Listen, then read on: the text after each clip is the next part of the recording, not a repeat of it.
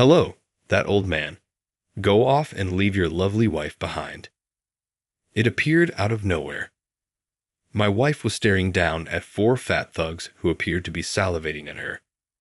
By contrast, these young men were obviously drawn to my youthful-looking and diminutive wife, who you would never know is over 40. However, as I get closer to my late 50s, my appearance doesn't exactly match my wife's. I am mistaken for her dad sometimes too, which gives the impression that I'm a pretty ordinary-looking guy. It appears that I am acknowledged as her spouse here. Though considering the circumstances, it might be a little improper. I must admit that I'm a little relieved. My wife has likely been approached by guys in a flirting manner before, having been approached by them frequently since she was a little girl. I was temporarily caught in thought as I witnessed her being hit on in front of me, something I had never experienced before. Shouting at them would be disrespectful for a grown man, and ignoring them is unlikely to make them back off. One of the irate young men reached out for my wife as I stayed where I was told to go. "Are you ready for this?" she asked, pushing his hand away at that very time. The thugs all said, "Huh," almost simultaneously, but I unintentionally said the same thing. In retrospect, I see that this event served as the impetus for me to take back control of my life. Bob is my name. This year is my 57th birthday. I'm regarded as tall for my age group at 6'3". Even if I'm not particularly agile, I think I still have respectable muscles and dexterity. That being said, I'm not easily intimidated, even if some punk gets on my nerves. It is most likely because of my military service that I am still physically fit at my age. I was in the military when I was younger. It appears that I was once stationed in a nation ravaged by protracted civil conflict. There, citizens engaged in gunfights under the command of rebel fighters, putting even youngsters in danger every day. Although the villagers might not have felt comfortable trusting a stranger like me, I try my best to safeguard them. The explanation for the frequent apparently and the ambiguous information seems to be that I lost both my right arm and my memory there. I awoke to find myself in a hospital bed. The sight of my bandaged body hurt more when I started to recollect things than the ache itself. Even more painful than the suffering was losing my identity. I couldn't remember my name, but I could still remember the words. I could comprehend. I knew the names of the objects I saw, and I knew what was necessary to survive, but that was all. Me? Who am I? From where am I? All traces of my identification had vanished. Now, how am I meant to live? My wife Catherine was the only source of hope I had in the depths of my sorrow. She never missed a day of visiting me while I was in the hospital. She was always by my side, even though I wasn't married, and to be honest, didn't even know who she was. "Even if you forget about me, it would be great if we could make a lot of memories from now on," she said to me. We got married, and she acquired my last name once I was released from the hospital. I had no place in the military and had to be discharged because I had lost a portion of my body and my memory had not returned. I was then paid a substantial sum of money. I could live off of it for the rest of my life if I was thrifty. It was enough money. However, I started looking for a job because I didn't want to do nothing. My dominant arm and memory were gone, so the occupations I could do were limited, and I got turned down for multiple jobs during interviews. I eventually got recruited by a tiny cleaning company. I was given assignments to clean offices and schools, locations where I could still function even without one arm. Though I couldn't recall my history, I had a happy life. Above all, my dear wife Catherine was waiting for me when I arrived home. I made the decision that this was my life going forward and that I would be happy to live out my days with Catherine. I retired at age 55 per her recommendation. Luckily, Catherine worked, and we had enough money saved up to live well in retirement. My intention was to work as long as possible, but I didn't want to worry Catherine, so I made the decision to retire. But again, I never really had any interests, so I had lots of spare time after I retired. My daily walks would qualify as a pastime if I had to choose one. I began going for nearly daily walks. That Monday morning was so lovely. I made Catherine's breakfast as usual and said goodbye. I got out of the house at about 9 in the morning, having done the laundry and some light cleaning. I suppose you could refer to me as a stay-at-home spouse because my primary responsibility is cleaning. Buying dinner at the grocery store was a regular stop on my way back from my morning stroll. There is a big housing complex on my walking route, and there is a big park in front of it without any playground equipment. I used to take breaks on the bench in the corner, which was my favorite place to be. The park felt homey in spite of its open layout, which contrasted with the European-style design of most American parks. I took a book out of my reusable bag and started reading the mystery novel I was halfway through while I sat on the bench. Nice weather, isn't it? The man, who I assumed to be somewhat older than myself, came over and said this kind of greeting while sporting a soft smile. Yes, the day is pleasant. While I don't have a lot of social anxiety, I am a bit of an introvert, so I frequently feel uncomfortable striking up a conversation with someone I just met. I apologized awkwardly, but the man gestured to the bench without seeming annoyed. Mind if I sit here? Oh, right. There is space for 2 people on this bench, but I was seated in the center with my luggage next to me, making it impossible for anyone else to sit there. I'm sorry, my bad. With haste, I stepped to the bench's edge and settled my eco-friendly bag on my lap. He sat next to me and said, "No worries, I just wanted to chat with you for a bit." Talk to me. It's never happened before. I don't think anyone else has ever enjoyed a chat with me, especially an elderly guy like myself, but Serene seems to appreciate my dull stories. Observing my perplexed expression, the man shook his head and attempted to clarify. I apologize for the abrupt approach. Jason is my name. Jason, why do you? Jason smiled gently and interrupted me before I could say anything more. I take it you visit this park daily. Yes, I agree. Don't you think it's fantastic that there isn't any play equipment here? Given there isn't any playground equipment, I think it's more a plaza than a park, but given it's called Johnson Park, that makes sense. I'm not the type to mince words. Would you be willing to give some supplements a try? Add-ons? Does this man also sell health products, I wonder?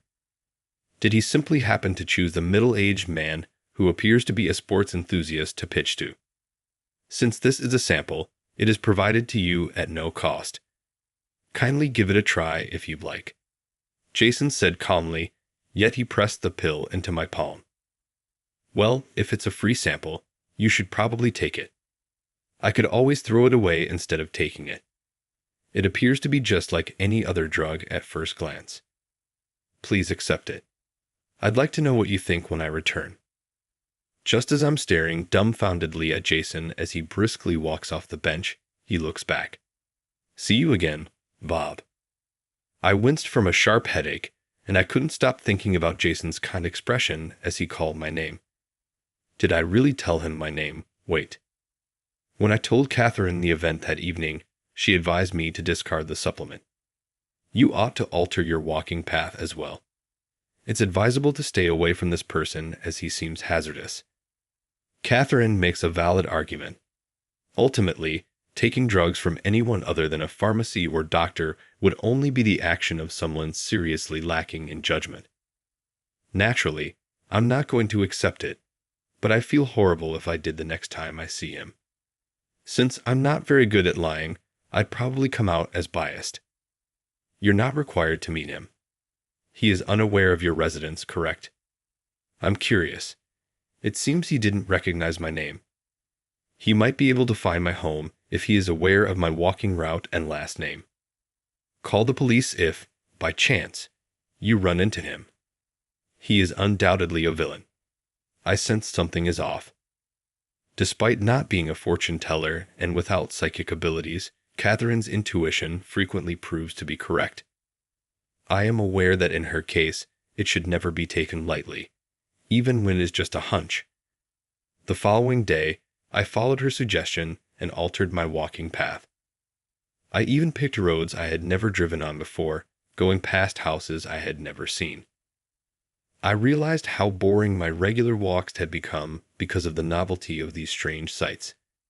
Despite having lived in this area for more than a decade, there is still a great deal I don't know. I was watching the cars go by from an overpass when I felt a nudge from behind. I nearly toppled down and frantically clutched onto the railing with my left arm. The individual who had attempted to push me was nowhere to be seen when I turned to look around. I stepped onto the pedestrian overpass, stepped over the railings, and sat down right away. I sat there stunned that I had fled, and waited for the shaking in my legs to stop. I had no doubt that I was being pursued. A few days later, I was shoved while waiting at the lights, flower pots dropped from above, and there was a near fall from the overpass. Although I was able to avoid these threats, I couldn't forget that someone attempted to burn my house on fire. Fortunately, I saw it immediately, and it was only a small fire, but now there may be a risk to my wife as well. Thus, I grudgingly dialed the police. Although they can't guarantee safety around the clock, they promised to step up patrols and be prepared to act if something unusual occurs. It's kind of comforting to know that someone is watching. To be honest, as long as Catherine is secure, I won't mind. It is all that matters to me. And then there was calm for around a week. Perhaps they fled when they saw the cops stationed nearby. I have no problem with that. It doesn't matter if they are discovered or not as long as they remain hidden. Jason has not gotten in touch, and there have also been no incidences. We went back to our regular lives, and Catherine appeared relieved as well. Then suddenly it occurred to me, how about we go on a vacation? I could take a little longer off, she proposed. A travel abroad. Spain was Catherine's dream destination. Although we had spoken about visiting there for our honeymoon, we opted not to spend all of our cash at that time due to the unpredictability. We decided to take a trip to Savannah, Georgia, instead. Catherine fell in love with Savannah on that trip, and she has gone back numerous times since. This time, I was shocked to learn it was an international excursion instead of my anticipated return to Savannah. It's all right. Come on, let's go. Our honeymoon was not permitted to be overseas. Actually, it has been nearly 10 years since our previous journey. Said I. We both had jobs and rarely got time off together, so it had been quite some time since our last real vacation. I smiled as I watched Catherine excitedly making plans to acquire new clothes and luggage for the trip, and I started to get excited about the international trip as well. I looked down at my missing right arm, missing from the elbow to the wrist. Where had I been assigned? I never asked pointed questions about that time because Catherine didn't enjoy talking about it. As a result, I'm not sure of the location or the circumstances. There had been fighting, but I didn't think it was Spain. Getting on an airplane could remind you of something. A ghostly ache shot through my missing arm, but I forced myself to ignore my pessimism. I started looking up tourist destinations in Spain online and making a list of the places I wanted to go. We followed through on our travel arrangements for the following month. We arrived at the airport 2 hours ahead of schedule and made plans to unwind in the lobby. Even though it wasn't my first time traveling overseas, I had forgotten all about the week-long stay, like it was the first time. Hoping not to get homesick, it would seem that the flight to Spain would take a while. Since I have trouble staying motionless for extended periods of time, the idea unnerved me. I said to Catherine, "I'll get us something to drink," and she said she wanted to explore the airport as we strolled. She was 40 years old, but her youthful zeal remained. I laughed and followed her around while she happily clasped my arms. "Hey, old man, why don't you leave that beautiful lady and go home?" Abruptly, a voice spoke up. Straight ahead of us was a bunch of men. Startled, I took a step back and dragged Catherine with me. She staggered and slid to her back. With haste, I knelt next to her, giving her back support, and asked the men, "What do you want?" Looking up at them. "Did you miss that?" I guess elderly people have hearing problems, laughed loudly in jest. What made it so humorous? We'll tend to her right now. You can go, old man, one of the men said, shooing Catherine away with a motion akin to chasing away an animal. But Catherine pushed his hand away, peering down at the guys with a tone that was unusually acerbic. She replied, "Are you ready for what's coming, Not just the guys, but even myself was surprised. Is Catherine a martial arts practitioner that I'm unaware of? Even though we had been dating for a while, I had never heard of anything like this. However, perhaps she had acquired some knowledge during her childhood. Is this actually going to be a battle that happens right here? Not in a manner. She was really looking forward to the vacation, so she wouldn't ruin it. Furthermore, I find it impossible to envision her engaging in physical combat. Does that imply that I have to intervene? I was stunned when I fixed my gaze on Catherine's face, and she returned the stare. Her look conveyed a range of difficult-to-pin-down feelings. After a brief moment of eye contact, Catherine turned away and bit her lower lip. I was unable to fully comprehend Catherine's emotions, and strangely enough, the males did nothing either. Everyone in the area was feeling uncomfortable as the situation came to a standstill. I answered, "Sorry. I apologize." But then I said, "Why are you apologizing?" I tried to ask Catherine for explanation because I was confused, but it appeared like the men were getting impatient. Roughly grabbing my jacket collar, he said, "Hey, don't ignore us like that," and made me stand. His power, derived from what seemed to be a roughly 6'5" body, matched his intimidating appearance. Anyone might be knocked out with a single blow from those enormous arms. "Come at me, man." He let go of my collar and demanded a fair fight, which surprised me. How was he thinking? Catherine's intents are beyond my comprehension. I'm so confused that, to be honest, I don't feel like talking to anyone. I don't think I could survive a fight with a person that big. I am almost 60 years old, thus I am the most aware of how susceptible my body is to injury. The man did not hesitate to raise his fist upon noticing my concern. I flinched, expecting my left cheek to be broken, yet all around me seemed to be moving slowly. His right hand was approaching me slowly. My body automatically reacted when it saw his onslaught. My left hand struck him in the left chest with a counterpunch that felt almost like it was being sucked in. His eyelids were rolled back as he lay in front of me the following second. My pulse was racing. I made an effort to relax, yet oddly, my mind was very at ease. Everything seemed so far away, like though someone else had seized possession of my body and I wasn't myself. Somewhere a woman's cry resounded.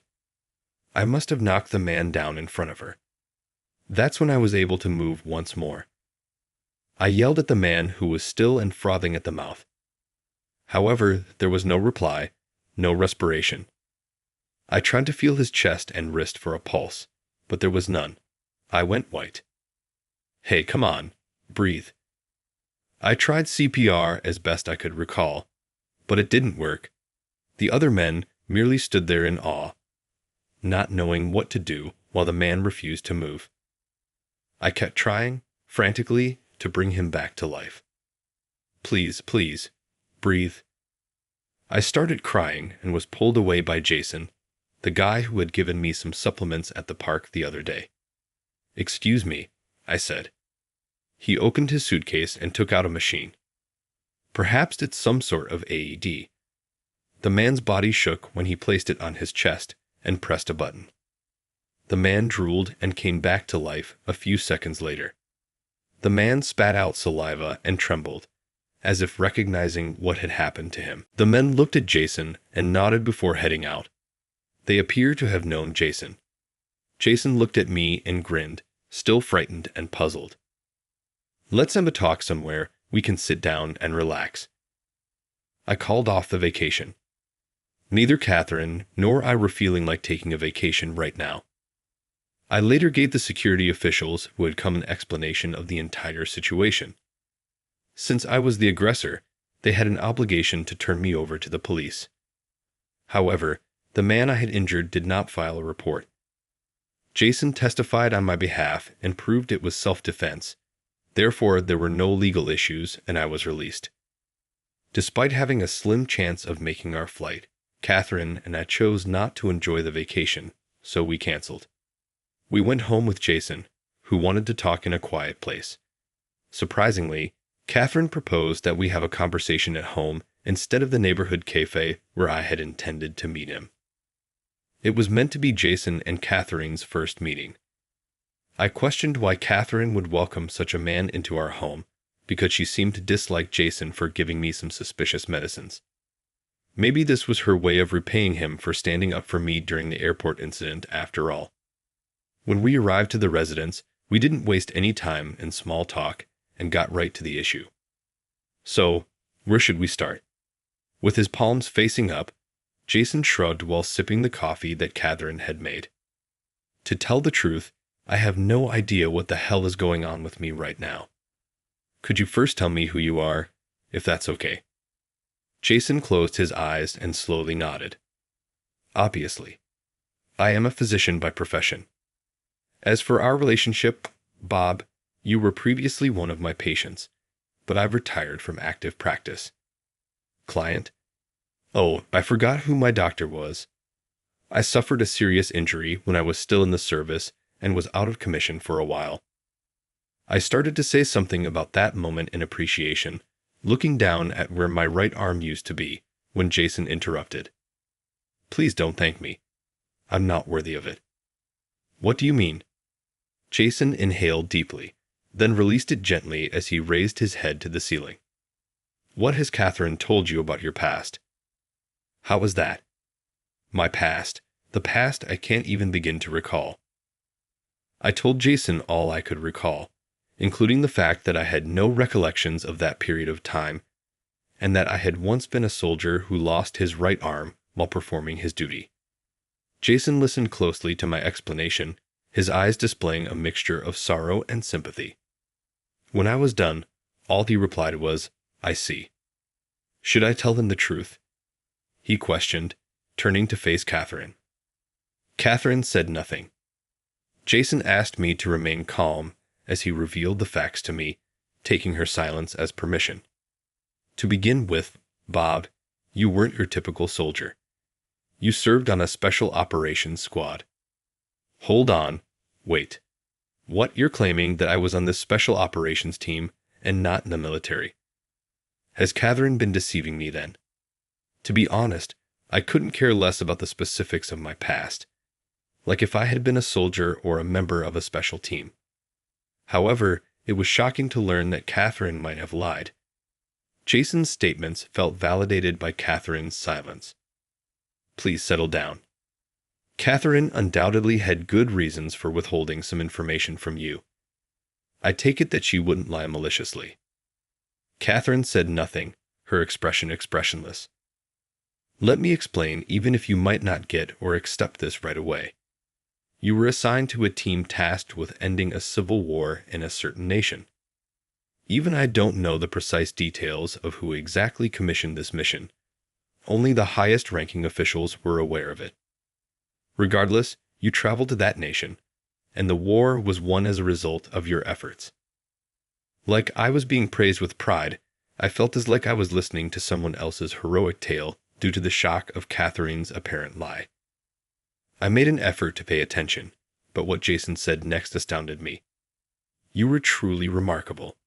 96 lives were lost by you alone, after all. My mouth hanging open must have made me look stupid. I couldn't tell if Catherine was crying because she saw my response.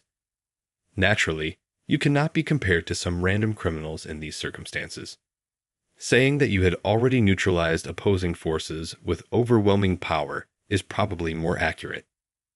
However, queries also surfaced at the same moment. Questions I put forward. Indeed, does peace make sense if it comes at the expense of other people's lives? Depriving others of their life. Yes, I had expected that to happen, especially since I thought I'd lost my arm in battle. But 96 people? I was shocked by the amount and couldn't contain my feelings. Bob, it's all behind you. The major point is still to be made, so don't feel bad about it just yet. Nothing could be more startling, in my opinion. My vision grew fuzzy, and my breathing became irregular. My brain seemed to be trying to black out in an attempt to escape reality. Whoosh! I gave myself a hard slap across both cheeks. Tell me. Kindly proceed. I will never flee. I'll confront my history. Someone from the top of the organization has ordered that you, poor, injured, and recuperating, be taken out. Why would you aim for my life? Individuality is not something a soldier should possess. That should apply to any unit. The unit as a whole may disintegrate if everyone begins to doubt their own conduct, as this will disrupt the chain of command. Because it's long, I won't get into the specifics.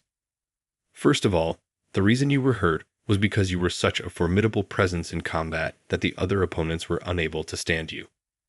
You lost your right arm when many enemy soldiers assaulted you due to a brief error in judgment. A pulse raced through my upper arm. The care provided was only temporary, as the local hospital lacked the necessary equipment. If you were just a dumb slob, you would have most likely been let to die. However, the group would not give up on their hero. You were brought to the United States right away while unconscious. That's how Jason and I met. I survived his invention of surgery, even if it did not return my amputated right arm. Had my recollection already faded by then, it seems? It's a reasonable assumption given the serious physical harm.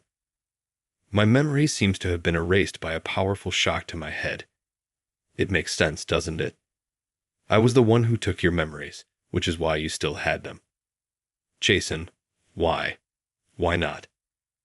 Jason hesitated before rubbing his forehead and said, I had no option. It appeared that you were making suggestions to your close pals about quitting the unit, and someone who overheard told the superiors about it. I'm not sure how exactly they decided how to handle you, but simply by making hints about leaving the unit, they most likely saw you as a possible risk. They most likely possessed a variety of secrets because it was a secret unit, and there may have been worries about a leak. However, there was a person who objected to your dismissal. He was the one above you. He pleaded for your life, citing your accomplishments and moral qualities. Naturally, he was rejected, but he didn't give up. Ultimately, he spared his own life to save yours. So you're saying he died in my place? Jason nodded profoundly, looking truly sorry. That man was.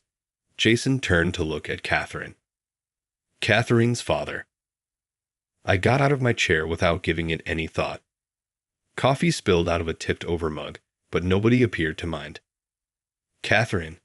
It was mind-blowing, the thought that my beloved wife's father died because of me. Because of his offering, you were spared. However, it was more complicated than just releasing you. I was asked to remove all memories of you. However, it's not as simple as it seems to erase memories. I tried a number of different approaches before finding a medication that would cause amnesia, but it's definitely against the law. I was forced to drink it, which caused me to lose my memory. Your physical recovery went well. Saying smoothly in reference to memories can sound insensitive, yet we were able to remove them without any problems. You were reunited with Catherine, your former boss's daughter, and enjoyed a happy existence once you were deemed fit for discharge. Jason looked directly into my eyes as he closed the story with a strong sense of emotion. Now, why am I in front of you right now? It is to monitor your state.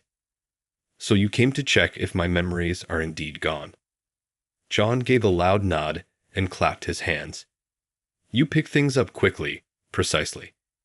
However, isn't that incoherent? Why tell me everything about the past if your duty is to make sure I forget everything? Jason responded with a cheeky grin.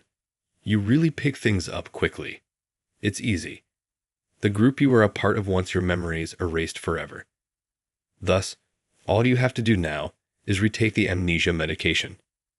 However, you would be suspicious if I instructed you to drink this out of the blue, wouldn't you? Similar to how you threw away the vitamins I gave you before. I made the decision to be open and ask that you only drink it if you want to for that reason. It will be removed from your mind nevertheless. Why not use this space to reveal the organization's secrets? Thus, Bob, if you accept this, then everything will work out.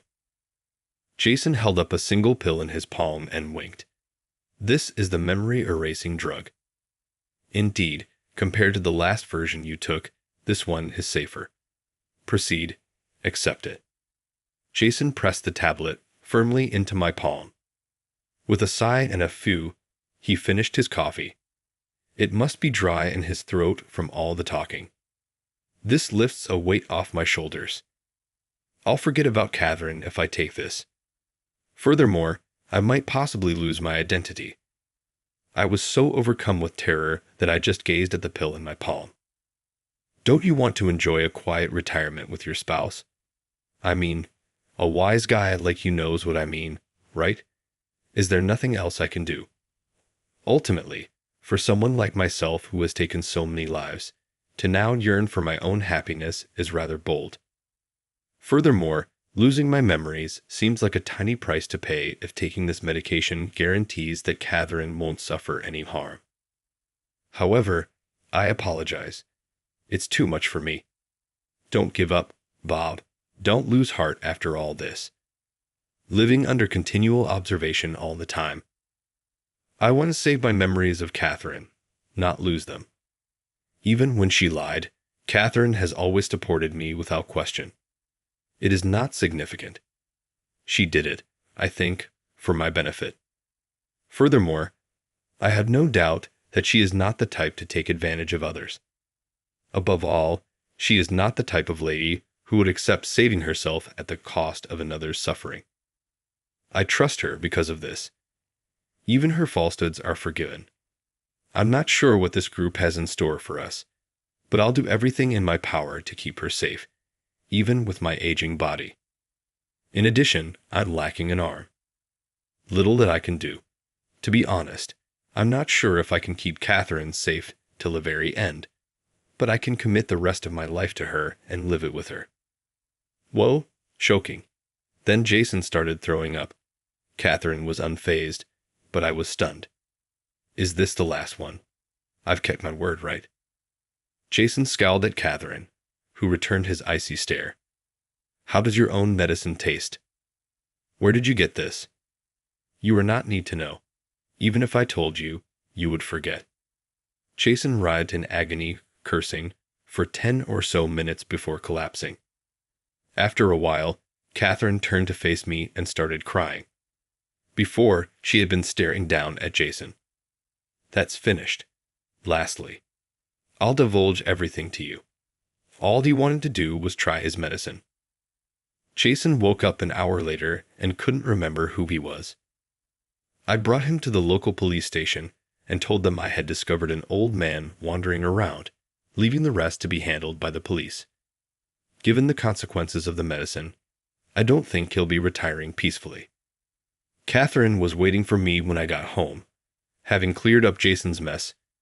While much of what Jason claimed was accurate, there were some discrepancies. Apparently, her father had told her about my predicament.